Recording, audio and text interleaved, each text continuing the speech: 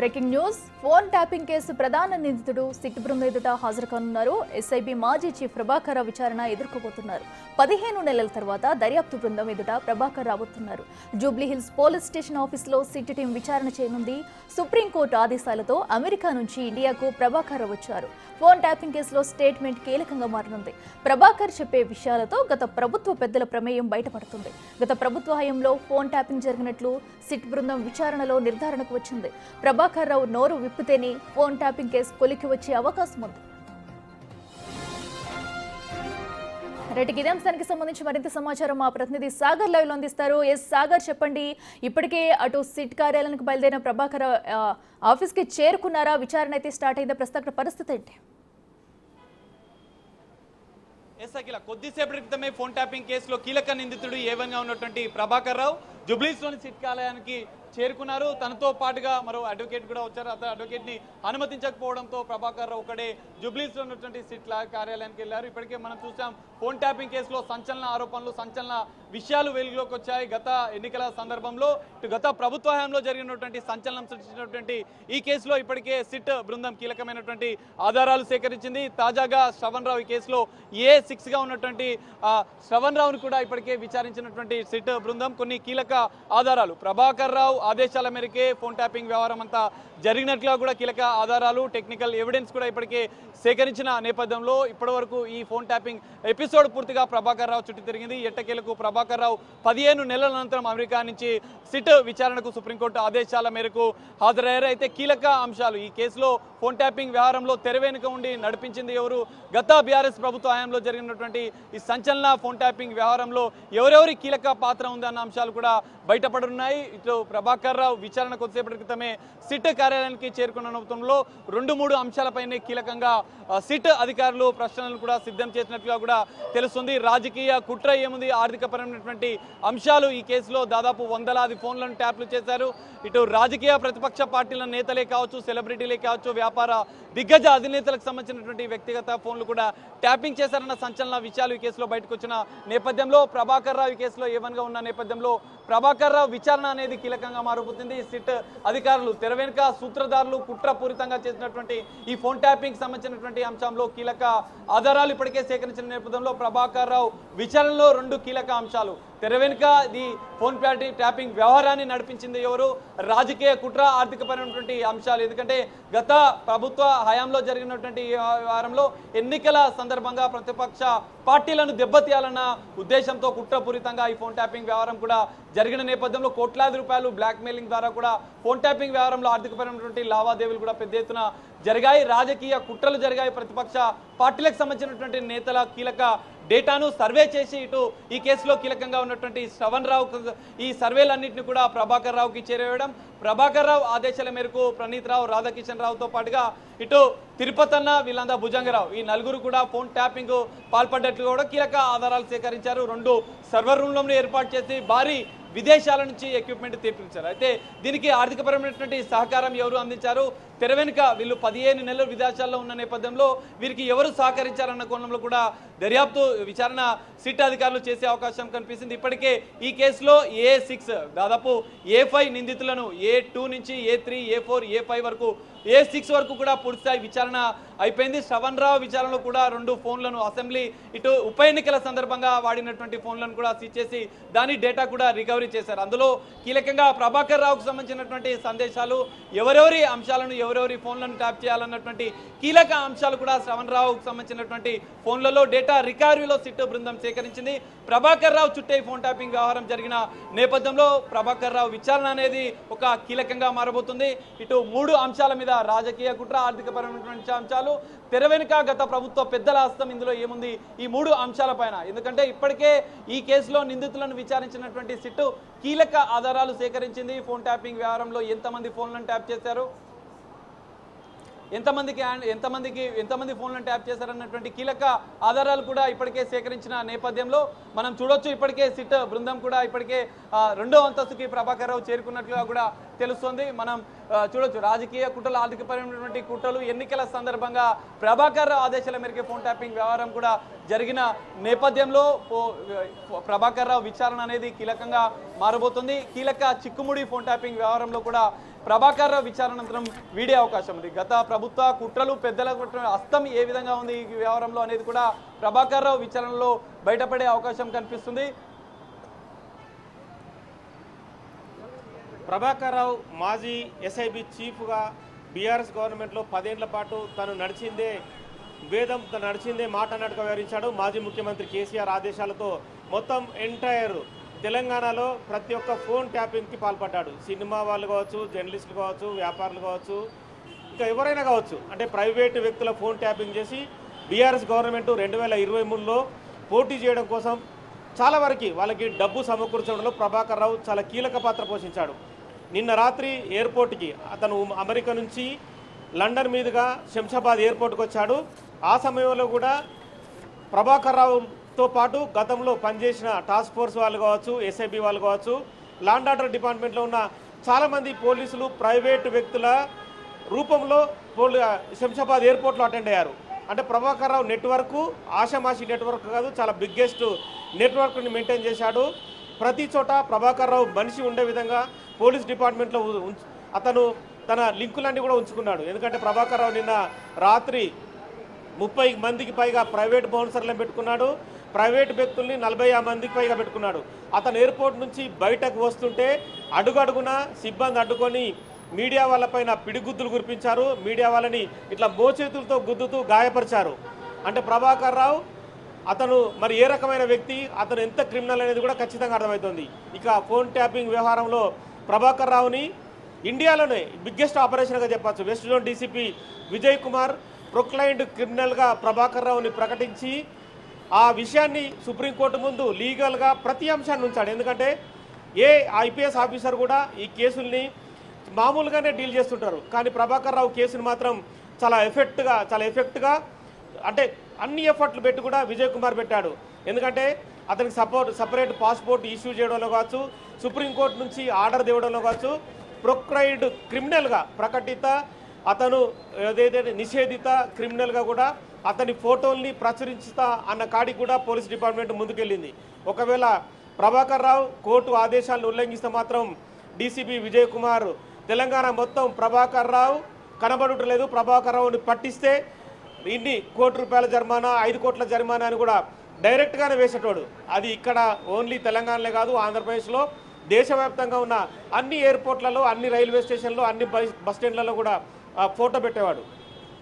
So అమెరికాలో కూడా ఇదే తంతి కొనుక్కోది. ఇప్పటికే ఆ నజరానాకు సంబంధించి కూడా దాదాపుగా 5 కోట్ల వరకు కూడా ప్రకటించే అవకాశం ఉండేది. సో ఓవరాల్గా ప్రభాకర్ రావుని ఇండియాకు తీసుకురావడంలో west zone DCP Vijay Kumar కావచ్చు, గత కమిషనర్ కొత్తకోట శ్రీనివాసరెడ్డి కూడా ఎఫర్ట్ ఉంచాడు. గత మార్చి 10-12 తారీఖు మధ్య ఈ కేసు మొదట నమోదైన తర్వాత ప్రభాకర్ రావు ఇందులో మెయిన్ క్రిమినల్గా అతను ఇందులో ఎఫ్ఐఆర్లో జమాడు. తనకు ఎఫ్ఐఆర్ అవుతున్నట్టుగా ముందుగే తెలుసుకున్న తర్వాత తను మొదట తిరుపతికి వెళ్ళాడు. తిరుపతికి యాత్రల పేరిట వెళ్ళి అక్కడి నుంచి కుటుంబ సభ్యుల్ని వదిలేసి తను చెన్నై వెళ్ళాడు. చెన్నై నుంచి డైరెక్ట్గా దుబాయ్ వెళ్ళాడు. దుబాయ్ నుంచి అమెరికా పారిపోయాడు. అంటే ప్రభాకర్ రావు నెట్వర్క్ ఎంత పెద్దదని కూడా ఖచ్చితంగా అర్థమవుతుంది. ఇక అమెరికాలో ఉండి మొత్తం కోర్టు వ్యవహారాన్ని అమెరికా నుంచే తన లాయర్ ద్వారా ప్రాసెస్ చేయించాడు. తనతో పాటు మరో న్యూస్ ఛానల్ అధినేతను శ్రవణ్ రావుని కూడా పిలిపించుకున్నాడు. కానీ శ్రవణ్ రావు ఇదే కేసులో తప్పనిసరి ఇండియాకు రాని, అంటే తప్పనిసరి వచ్చే పరిస్థితి కోర్టు కల్పించింది. తను కూడా సేమ్ సుప్రీంకోర్టు ఆదేశాలతో అరెస్టు కావద్దన్న దాని నేపథ్యంలో ఇక్కడ అయ్యాడు. కానీ చాలా కేసులు కూడా శ్రవణ్ రావు మీద నమోదయ్యాయి. శ్రవణ్ రావు వేరే వ్యవహారంలో, రియల్ ఎస్టేట్ కావచ్చు, మిగతా బెదిరింపుల వ్యవహారంలో కూడా తను అరెస్ట్ అయిన పరిస్థితి. సో మొత్తం ఈ ఎంటైర్ కేసులో ప్రభాకర్ రావు అనేది తను జూబ్లీహిల్స్ పోలీసుల ముందు వాళ్ళు అటెండ్ అవ్వడం అనేది చాలా ఇంపార్టెంట్.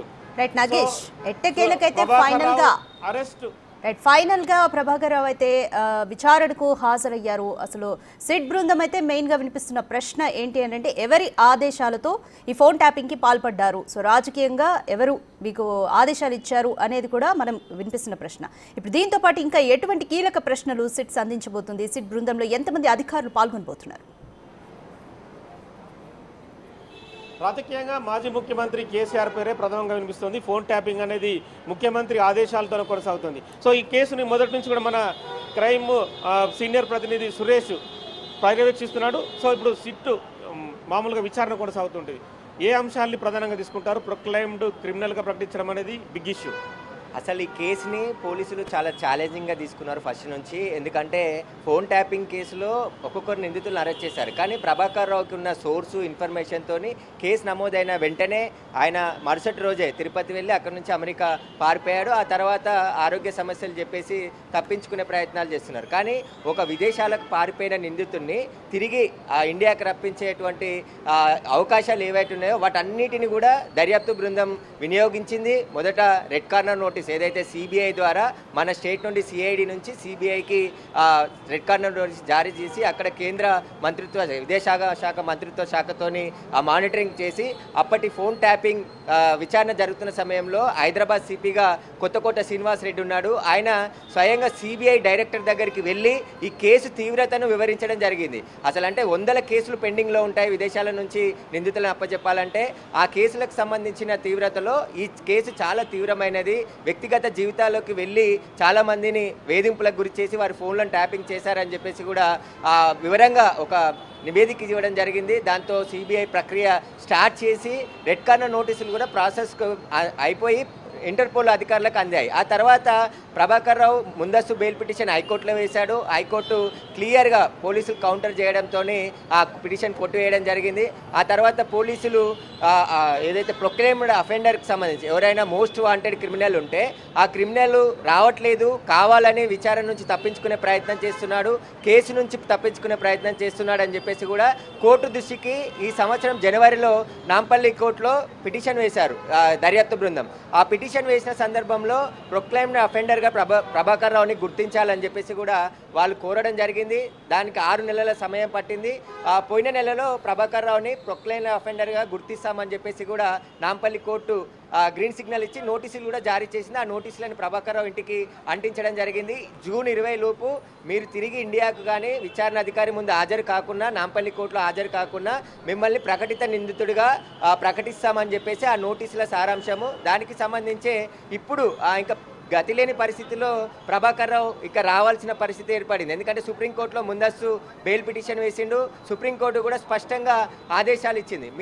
మీకు పాస్పోర్ట్ అందిన తర్వాత, ఎందుకంటే ఆయన పాస్పోర్ట్ రద్దు చేయించారు, రెడ్ కార్నర్ నోటీసులు జారీ చేయించారు, వీటన్నిటికీ సంబంధించిన పూర్తి ఆధారాలన్నిటిని కూడా కోర్టు ముందు ఉంచి కౌంటర్ దాఖలు చేయడం జరిగింది. అందులో భాగంగానే ప్రభాకర్ రావుకి సుప్రీంకోర్టులో ముందస్తు బెయిల్ రాలేదు. కానీ కొంచెం రిలీఫ్ లభించింది, నాట్ టు అరెస్ట్. ఎందుకంటే ఆయన పిటిషన్ని మరొకసారి విచారిస్తాము, అప్పటి వరకు మీరు పోలీస్ విచారణకు హాజరు కావాల్సిందే, మీకు ఏదైతే ట్రావెలింగ్ వీసా వచ్చిన తర్వాత 3 రోజుల్లో విచారణ బృందం ముందు హాజరు కావాల్సిందే అని చెప్పేసి స్పష్టమైన ఆదేశాలు ఇచ్చింది. పూర్తిగా సహకరించాలని కూడా చెప్పింది. కాబట్టి ఈరోజు ప్రభాకర్ రావు ఫోన్ ట్యాపింగ్ కేసులో విచారణకు హాజరయ్యారు. ఇప్పటి వరకు అరెస్ట్ అయినటువంటి ఎవరైతే నిందితులు ఉన్నారో భుజంగారావు, ప్రణీత్ రావు, తిరుపతి అన్న, అదేవిధంగా రాధాకిషన్ రావు, వీరందరూ చెప్పింది ఒకటే పేరు, ప్రభాకర్ రావు ఆదేశిస్తే మేము పనిచేసాము, మాతో ఇందులో సొంత నిర్ణయాలు ఏవీ లేవు, ఎస్ఐబి చీఫ్గా ఆయన ఉన్నాడు కాబట్టి ఆయన ఏ పని అప్పచెప్తే మేము ఆ పనిని విజయవంతంగా చేశాము, ఫోన్ ట్యాపింగ్ చేసింది వాస్తవమే అని చెప్పేసి కూడా చెప్పడం జరిగింది. కొంతమంది ఎమ్మెల్యేలను, అప్పటి ఉన్న ఎమ్మెల్యేలను, మాజీ ఎమ్మెల్యేలను కూడా సిట్టు దర్యాప్తు విచారించింది. మీ నెంబర్లను ట్యాపింగ్ చేశారు, ఎందుకు చేయాల్సి వచ్చింది మీకు తెలుసా అంటే వాళ్ళు కూడా నిజంగానే, అంటే కొందరు ఇచ్చారు ఎమ్మెల్యేలు, ఎందుకంటే సిట్టుతో అధికారులు పనిచేసినటువంటి వారికి సంబంధాలు ఉన్నవారికి మాకు కొందరు డబ్బులు ఇచ్చేది ఉంది, మాకు కొంచెం మా మాట వినట్లేదు, వాళ్ళు ఏం చేస్తున్నారు, వారికి సంబంధించిన ఫోన్లో ట్యాపింగ్ చేయండి అని చెప్పేసి షాద్నగర్ ఎమ్మెల్యే కూడా ఒక నెంబర్ 2 నెంబర్లని దర్యాప్తు బృందం సిట్టు అప్పుడు ఉన్నటువంటి సిబిఐ ఎస్ఐబి కార్యాలయానికి ఇస్తే వాళ్ళు వాటన్నిటి రికార్డు చేసి మళ్ళీ ఆ ఎమ్మెల్యేకి ఇవ్వడం జరిగింది. అది కూడా ఆయన సిట్టు ముందర చెప్పాడు, మీడియా ముందు కూడా వచ్చి నాకు తెలిసిన కొన్ని నెంబర్లను నేను ఇచ్చాను, వాళ్ళు ట్యాపింగ్ చేసి నాకు సమాచారం చెప్పారు అని చెప్పారు. అయితే స్పష్టంగా ఇక్కడ ఫోన్ నెంబర్లను ట్యాపింగ్ చేశారు, బ్లాక్మెయిల్కి దిగారు, డబ్బులు వసూలు చేశారు, వీటన్నిటికి సంబంధించిన స్టేట్మెంట్ అంతా కూడా వాళ్ళు ఇవ్వడం జరిగింది. కాబట్టి ఇప్పటి వరకు 15 నెలల నుంచి కొనసాగిన విచారణలో అనేక ఆధారాలు దర్యాప్తు బృందం సేకరించింది. వాటిని ఒక్కొక్కటిగా ఇప్పుడు ప్రభాకర్ ముందు ఉంచి ఆయన తప్పించుకునే ప్రయత్నం లేకుండా క్వశ్చన్లు అడిగే అవకాశం ఉంది.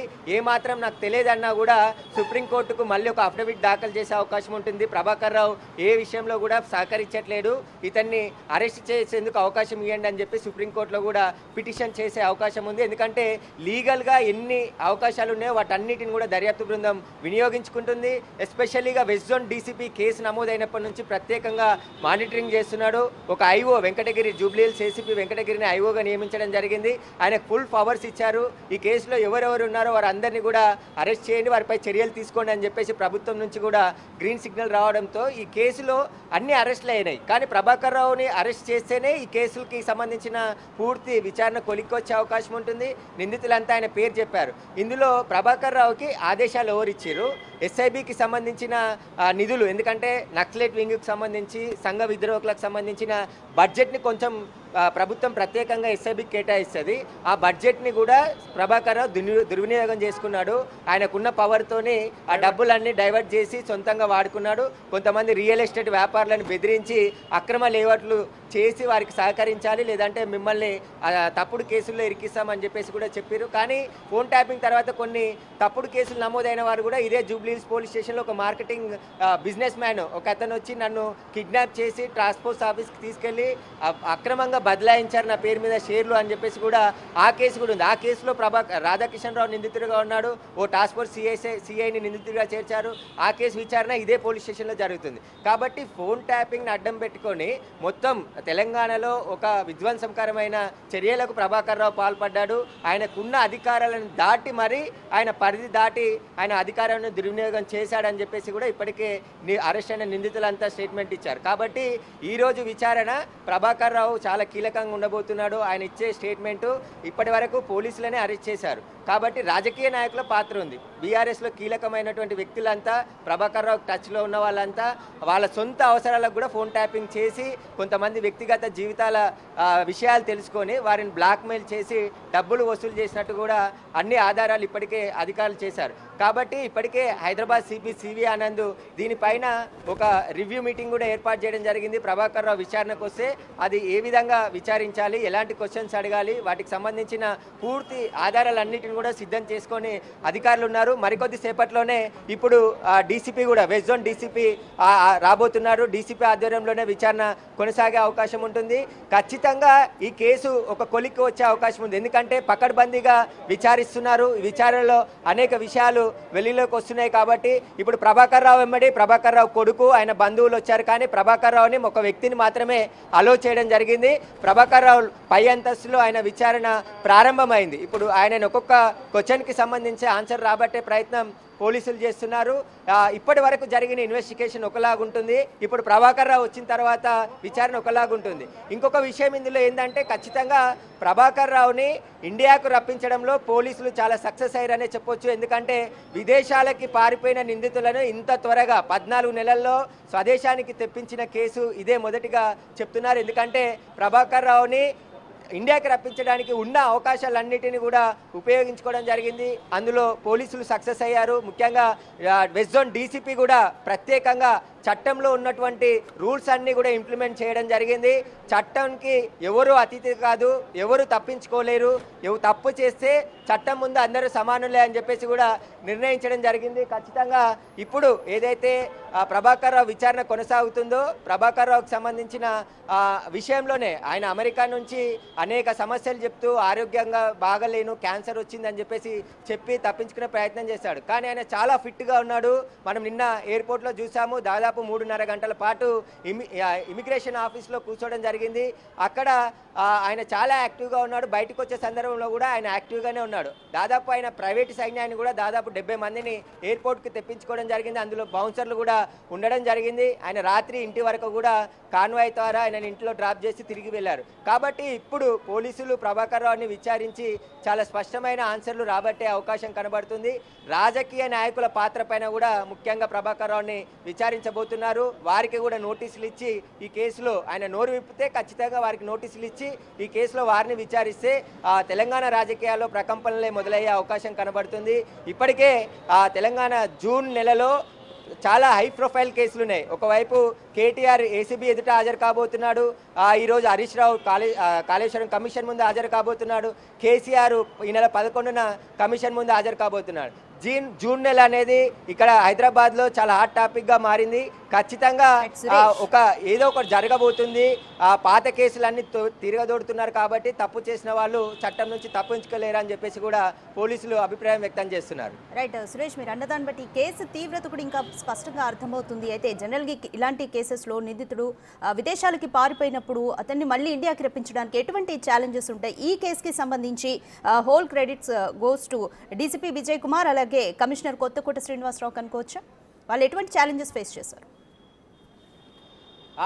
ఖచ్చితంగా, ఎందుకంటే అమెరికాకి పారిపోవడానికి కారణం కూడా ప్రభాకర్ రావుకి ఆయనకి ఉన్న ఇన్ఫార్మర్లు కూడా ఆ విధంగా ఉన్నారు. ఎందుకంటే ప్రభాకర్ రావు మొదటిగా ఆయన ఇక్కడ కేసు నమోదైన విషయం ఆయనకు తెలవడంతో వెంటనే ఆయనకు సమాచారం వెళ్ళింది, అమెరికా పారిపోయాడు. ఆ తర్వాత ఆయనని తీసుకురావడానికి కొంచెం కష్టమైంది. ఎందుకంటే ఆయన విదేశాలకు పారిపోయి రాజకీయ శరణార్థిగా నన్ను గుర్తించాలని చెప్పేసి కూడా అక్కడ పిటిషన్ పెట్టుకోవడం జరిగింది. ఆ తర్వాత మళ్ళీ ఆయనను రప్పించడానికి అనేక ప్రయత్నాలు, ఎందుకంటే ఒక నిందితుడు విదేశాలకు పారిపోతే తిరిగి రప్పించడానికి ఉన్నటువంటి చట్టంలో ఉన్న సెక్షన్లన్నిటిని కూడా పోలీసులు ఉపయోగించారు. వాటన్నిటి ద్వారా కోర్టు ద్వారానే, ఎందుకంటే కోర్టు ద్వారానే నాంపల్లి కోర్టులో నాన్ బెయిలబుల్ వారెంట్ జారీ చేయించారు. ఆ తర్వాత రెడ్ కార్నర్ నోటీసులు సిబిఐ ద్వారా, ఎందుకంటే మన తెలంగాణ సిఐడి ద్వారా సెంట్రల్లో ఉన్న సిబిఐకి రెడ్ కార్నర్ నోటీస్ పంపించి అక్కడి నుంచి విదేశాల్లో ఉన్నటువంటి ఇంటర్పోల్ అధికారులకి CBI red corner notice serve చేస్తుంది. అది కూడా చాలా 10,000 కేసులకు పైగా రెడ్ కార్నర్ నోటీసులు పెండింగ్లు ఉన్నాయి దేశంలో. కానీ ప్రభాకర్ రావు కేసుకు సంబంధించి ఈ కేసు తీవ్రతకు సంబంధించి అధికారులు చేసిన కృషితోనే ఇప్పుడు ప్రభాకర్ రావు హైదరాబాద్కి రావడం జరిగింది. విచారణకు హాజరయ్యాడు. ఇప్పుడు విచారణలో ఆయన నోరు విప్పి ఏమేమి విషయాలు చెప్తున్నా అనేది కూడా ఈరోజు తెలిసే అవకాశం ఉంది. మొదటి రోజు కాబట్టి ఆయనకు కొంచెం సమయం ఇచ్చి క్వశ్చన్లు అన్నీ కూడా చెప్తారు. ఇవన్నిటికి ఆన్సర్లు చెప్పాలని ఆయనని అడుగుతారు. కాబట్టి ఆయన ఒకవేళ విచారణకు సహకరించకుంటే ఇప్పుడు ఆగస్టు 5 వరకు ఆయనను అరెస్ట్ చేయొద్దని చెప్పేసి సుప్రీంకోర్టు ఆదేశాలు ఉన్నాయి. 5వ తేదీన మళ్ళీ విచారిస్తామని చెప్పేసి సుప్రీంకోర్టు చెప్పింది. కాబట్టి ఈ 2 నెలల్లో ఎన్నిసార్లు అయినా ప్రభాకర్ రావుని పోలీసులు విచారణకు పిలవచ్చు, ఆయన స్టేట్మెంట్ రికార్డ్ చేసుకోవచ్చు, ఈ కేసుకు కావాల్సిన ఆధారాలన్నీ ఆయనను అడగొచ్చు, విచారించవచ్చు. దానికి సుప్రీంకోర్టు గ్రీన్ సిగ్నల్ ఇచ్చింది. కాబట్టి ప్రభాకర్ రావు నుంచి వీలైనంత సమాచారాన్ని పోలీసులు ఆయన నుంచి రాబట్టే ప్రయత్నం చేశారు. రాజకీయ నాయకులు, ముఖ్యంగా ప్రభాకర్ రావుకి ఎవరు ఫోన్ నెంబర్లు ఇచ్చారు, ఆ ఫోన్ నెంబర్లని ఎవరెవరికి ఇచ్చి ట్రాపింగ్ చేయించాడు, అదే ఈ కేసులో చాలా కీలకం. ఎందుకంటే ప్రభాకర్ రావుకి కొంతమంది వ్యాపారులవి, రాజకీయ నాయకులవి, ఇంకా వ్యక్తిగత అంటే వాళ్ళకి కావాల్సిన వారికి సంబంధించిన విషయాలు తెలుసుకోవాలంటే ప్రభాకర్ రావుని అంటే ఇక్కడ ఉన్నటువంటి ఇన్ఫ్లుయెన్స్ ఉన్న నాయకులు, గత ప్రభుత్వంలో ఉన్నటువంటి ముఖ్య నాయకులు వినియోగించుకున్నారన్నారు. అందులో భాగంగానే ఒక ఛానల్ ఎండి శ్రవణ్ రావుని కూడా పోలీసులు ఇదే కేసులో 5 సార్లు విచారించారు. ఆయన స్టేట్మెంట్ కూడా రికార్డ్ చేశారు. ఆయన ఒక చీటింగ్ కేసులో అరెస్ట్ అయ్యారు. కాబట్టి ఇప్పుడు ప్రభాకర్ రావుకి శ్రవణ్ రావుకి చాలా అత్యంత సన్నిహితం ఉంది. డెన్ లైన్ ఏర్పాటు చేశారు. ఇప్పుడు ఉన్న సీఎం రేవంత్ రెడ్డి అప్పుడు కాంగ్రెస్ టీపీసీసీ ప్రెసిడెంట్గా ఉన్నాడు. ఆయననే స్వయంగా చెప్పడం కూడా జరిగింది, ప్రభాకర్ రావు ఎక్కడ విదేశాలకు పారిపోయినా తీసుకువచ్చి ఇక్కడ విచారిస్తామని చెప్పారు. అదే ఇప్పుడు జరుగుతుంది. ప్రభాకర్ రావు నోరు విప్పితే రాజకీయ నాయకుల పేర్లు బయటపడే అవకాశం ఉంది. ఈ కేసులో వేగం కూడా పెరిగే అవకాశం ఉంది. ఇప్పటి వరకు జరిగిన విచారణ ఒక లెక్క ఉంటుంది, ఇప్పటి నుండి జరిగే విచారణ మరొక లెక్క ఉంటుందని చెప్పేసి కూడా పోలీసు అధికారులు చెప్తున్నారు. ఈ కేసుకు సంబంధించి ఆయన ఎస్ఐబి చీఫ్గా పనిచేసినప్పుడు వై కేటగిరీ సెక్యూరిటీ ప్రభాకర్ రావుకు ఉండేది, బుల్లెట్ ప్రూఫ్ వెహికల్ ఉండేది. అలాగే ఎస్ఐబికి సంబంధించిన ఫండ్స్ అన్ని దుర్వినియోగం చేశాడని చెప్పేసి ఆరోపణలు ఉన్నాయి. కాబట్టి ఇప్పుడు ఇంకొకటి, ఎస్ఐబి కార్యాలయంలో ఉన్నటువంటి ఆధారాలు ఎన్నో సంవత్సరాల నుంచి గత ప్రభుత్వాలు సేకరించిన ఆధారాలను కూడా మొత్తం హార్డ్ డిస్క్లని స్మాష్ చేసి మూసీ నదిలో పాడేశారు. వాటికి సంబంధించిన ఆధారాలు కూడా పోలీసులు సేకరించారు. ఆ ఆధారాలన్నీ ఎందుకు ధ్వంసం చేయాల్సి వచ్చింది? అవి కూడా ప్రభాకర్ రావు చెప్తేనే మేము ధ్వంసం చేశామని చెప్పేసి ప్రణీత్ రావు చెప్పాడు. ఇప్పుడు ప్రణీత్ రావు, భుజంగరావు, తిరుపతి అన్న, అదేవిధంగా రాధాకిషన్ రావు, వీళ్ళు నలుగురు ఇచ్చిన స్టేట్మెంట్ అంతా కూడా ప్రభాకర్ రావు ముందు ఉంచి ఆయనను విచారించబోతున్నారు.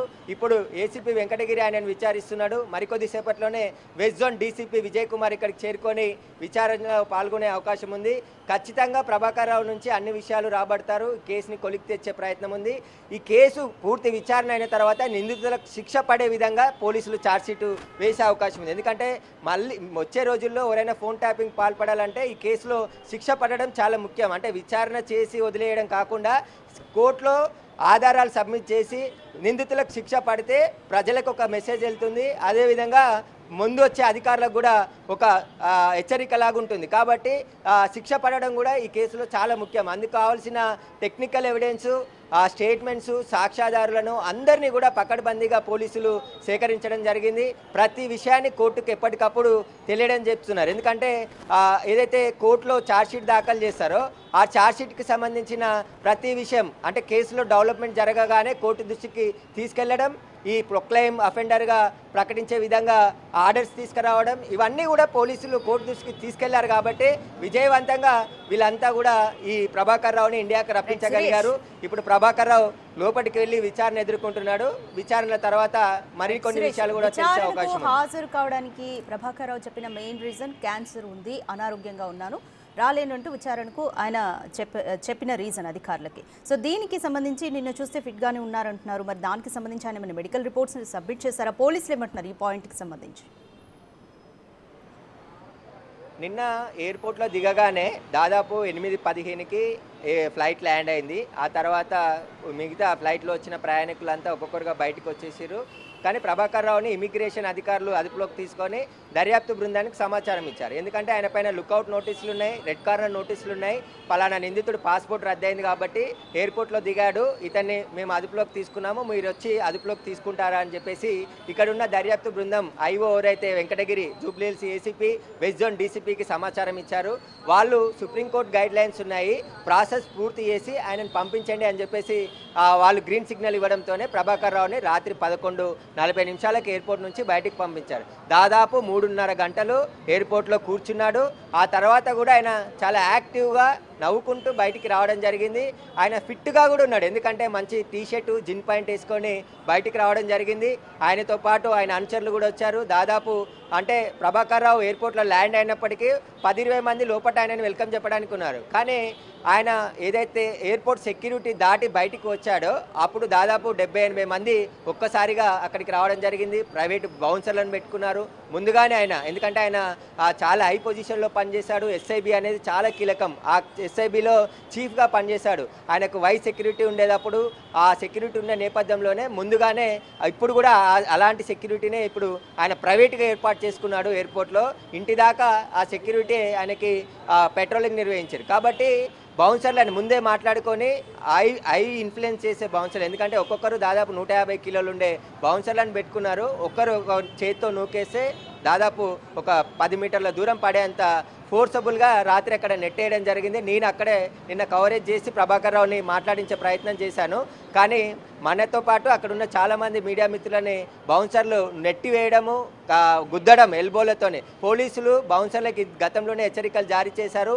ఎల్బోతో ఎవరిని కూడా నెట్టొద్దు అని చెప్పారు. ఎల్బోతో నెడితే మీపై క్రిమినల్ కేసు చేస్తామని చెప్పేసి పోలీసులు హెచ్చరికలు జారీ చేశారు. బౌన్సర్లకు ఉండాల్సిన గైడ్ లైన్స్లని పాటించాలని చెప్పేసి నోటు కూడా రిలీజ్ చేశారు. కానీ బౌన్సర్లు ఎక్కడ ఇలాంటి పాటించట్లేదు.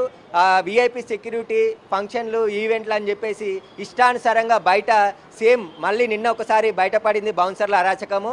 ప్రభాకర్ రావు అమెరికా నుండి శంషాబాద్ ఎయిర్పోర్ట్ చేరుకున్న తర్వాత పూర్తిగా బౌన్సర్లతో ఆయన సెక్యూరిటీ తీసుకొని మీడియాపై దాడి చేసే ప్రయత్నం చేశారు. అక్కడ నుంచి ఆయన BMW కారు, డిఫెండర్ కారులో శంషాబాద్ ఎయిర్పోర్ట్ లో ప్రభాకర్ రావుని రిసీవ్ చేసుకోవడానికి ఒక కస్టమ్స్ అధికారి వచ్చారు అనేది కూడా మనం విన్నాం. సో ఎవరా కస్టమ్స్ అధికారి? దీని గురించి పోలీసులు ఎటువంటి యాక్షన్ తీసుకోబోతున్నారు? అంటే డ్యూటీలో ఉండి ఒక నిందితుడిని రిసీవ్ చేసుకోవడానికి రావడం అనేది చట్టరీత్యా నేరం కదా? ఖచ్చితంగా, ఎందుకంటే ఆయన చాలా భారీ కేసులో నేరస్తుడిగా ఉన్నాడు. ఆయన ఖచ్చితంగా అక్కడ ఎయిర్పోర్ట్లో ల్యాండ్ కాగానే కస్టమ్స్ అధికారులే ముందుగా ఎవరైనా ప్యాసింజర్లని చెక్ చేశారు. కానీ ప్రభాకర్ రావుకి వెల్కమ్ చెప్పి వెల్కమ్ టు ఇండియా అని చెప్పేసి ప్రభాకర్ రావుకి ఆ అధికారి చెప్పాడు. వెంటనే అక్కడున్న ఇంటెలిజెన్స్ అధికారులు, పోలీసులు గమనించి దానిపై సీరియస్ అయ్యి కస్టమ్స్ పై అధికారులకి ఆ అధికారిపై రిపోర్ట్ పెట్టడం జరిగింది. కేసులో నిందితుడిగా ఉన్నటువంటి నేరస్తుడికి కస్టమ్స్ అధికారి డ్యూటీలో ఉండి, సరే డ్యూటీ లేకుండా పర్సనల్గా వచ్చి వెల్కమ్ చెప్తే వేరు, కానీ ఆయన డ్యూటీలు అక్కడ విధులు నిర్వహిస్తూ ఆయననే స్వయంగా వెళ్ళి ప్రభాకర్ రావుకి వెల్కమ్ చెప్పడం, ఆయనతో ఉన్న సంబంధాలు కావచ్చు, అంటే ప్రభాకర్ రావు ఏ విధంగా ఇన్ఫ్లుయెన్స్ చేయగలడని అనేది ఇది కూడా ఒక ఉదాహరణ. ఎందుకంటే ప్రతి చోట ప్రభాకర్ రావు మనుషులు ఉన్నారు. ఎందుకంటే ఆయన చాలా సంవత్సరాలు ఎస్ఐబిలో పనిచేయడం జరిగింది. ఎస్ఐబి సమాచారం కోసం నెట్వర్క్ ఏర్పాటు చేశారు. ఆ నెట్వర్క్లో ఉన్న కొంతమంది ఇంకా ప్రభాకర్ రావుకి సమాచారం ఇస్తున్నారు. అదేవిధంగా ఆయనకు పని చేస్తున్నారు. రిటైర్డ్ అయినప్పటికీ కూడా ఆయనకి అంటే ఆయన ఇచ్చిన ఏవైతే సౌకర్యాలు ఉన్నాయో వారికి వెసులుబాటుగా ఉన్నాయి కాబట్టి వాళ్ళు మళ్ళీ ఆయనకు తిరిగి సహాయం చేసేందుకు కూడా ప్రయత్నిస్తున్నట్టు తెలుస్తుంది. కాబట్టి ఆయన వచ్చిన సందర్భంలో కస్టమ్స్ అధికారి స్వాగతం చెప్పడం పైన పోలీసులు చాలా సీరియస్ అయ్యారు. దానికి సంబంధించి పై అధికారులకి రిపోర్ట్ కూడా పెట్టారు.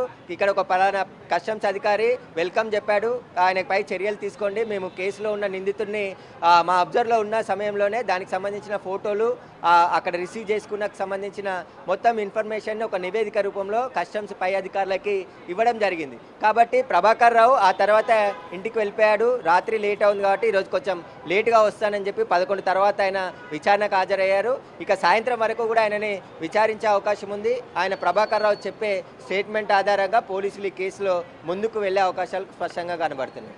Right, thanks for the update Suresh. Right, ఎట్టకేలకు 15 నెలల తర్వాత అమెరికా నుండి ప్రభాకర్ రావు ఇండియాకు తిరిగొచ్చారు. ఈరోజు జూబ్లీ హిల్స్ పోలీస్ స్టేషన్లో సిట్ బృందం ఎదుట విచారణకైతే హాజరవుతున్నారు. అయితే ఇప్పుడు జూబ్లీ హిల్స్లో పోలీస్ స్టేషన్లో సిట్ బృందం ఆయనకు కీలకమైన ప్రశ్నలు కూడా సంధిస్తుంది. మీరు బిగ్ టీవీ స్క్రీన్పై చూస్తున్నారు. విచారణ నుంచి తప్పించుకోవడానికి ఉద్దేశపూర్వకంగానే వెళ్లారా, క్యాన్సర్ కూడా తనకి ఉందా అనేది కూడా ఒక డౌట్ అనేది సిట్ బృందం డౌట్గా తెలుస్తుంది.